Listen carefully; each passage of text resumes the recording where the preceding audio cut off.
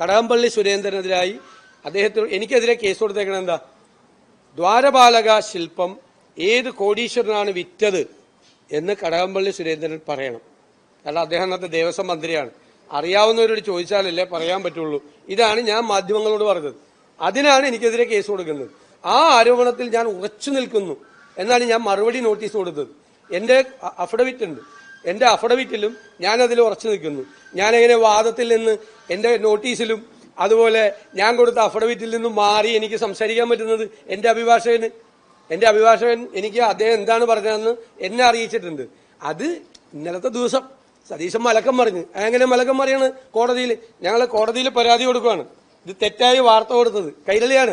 തെറ്റായ വാർത്ത കൊടുത്തത് സതീശൻ മലക്കം പറഞ്ഞത്. ഞാൻ അവരെ വെല്ലുവിളിക്കുന്നു. ഞാൻ അവിടെ നിന്ന് ഞാൻ പറഞ്ഞിരിക്കുന്നത് അങ്ങനെ പറയാൻ പറ്റില്ല. കോടതിയിൽ പറഞ്ഞാൽ കോടതി അപ്പൊ തന്നെ അന്നാ ക്ഷമ പറയാൻ പറയും. ഞാൻ പറഞ്ഞ കാര്യത്തിൽ നിന്ന് മാറിയ ക്ഷമ പറഞ്ഞ് പോകാൻ പറയും. അല്ലെങ്കിൽ അദ്ദേഹം ചോദിച്ച 10 ലക്ഷം നഷ്ടപരിഹാരം കൊടുക്കാൻ പറയും. ഞാൻ അഭിഭാഷകനല്ലേ, എനിക്കറിയില്ലേ? അല്ല, അങ്ങനെ പറഞ്ഞിട്ടില്ല. നിങ്ങൾ കൈരളി എഴുതിയ പച്ചക്കള്ളമാണ്. പച്ചക്കള്ളം.